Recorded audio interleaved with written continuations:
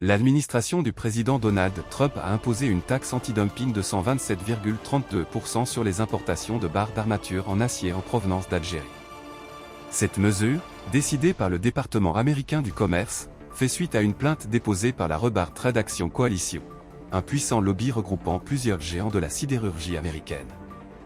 D'une durée initiale de 75 jours, cette sanction économique pourrait être prolongée et même durcie si l'enquête actuellement menée par la Commission du commerce international des États-Unis, International Trade Commission ITC, venait à conclure que les importations algériennes constituent une menace pour l'industrie sidérurgique américaine.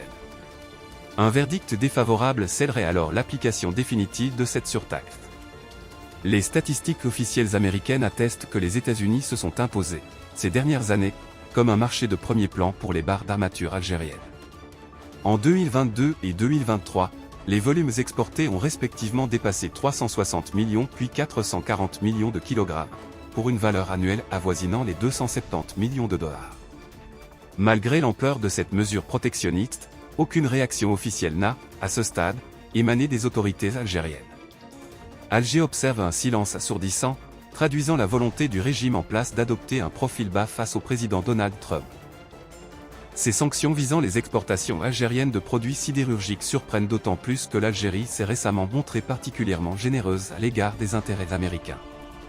Deux multinationales, Chevron et ExxonMobil, figurent parmi les principales bénéficiaires de la nouvelle loi minière adoptée le 16 juin 2025 par le Parlement algérien, laquelle autorise les sociétés étrangères à détenir jusqu'à 80% des parts dans les projets miniers. Les dirigeants de ces deux groupes ont d'ailleurs été reçus, en mai 2025, par le président Abdelmadjid Tebboune. Ce geste n'est pas isolé.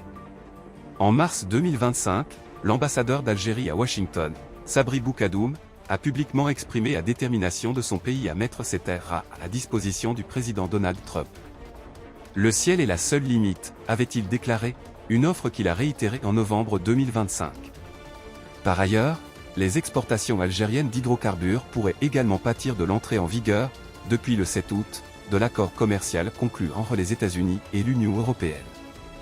Les 27 se sont engagés à importer pour 750 milliards de dollars de produits énergétiques américains d'ici 2028, en échange d'une réduction des droits de douane américains à 15%, contre 30% initialement imposés par le président Donald Trump sur la majorité des exportations européennes vers les États-Unis.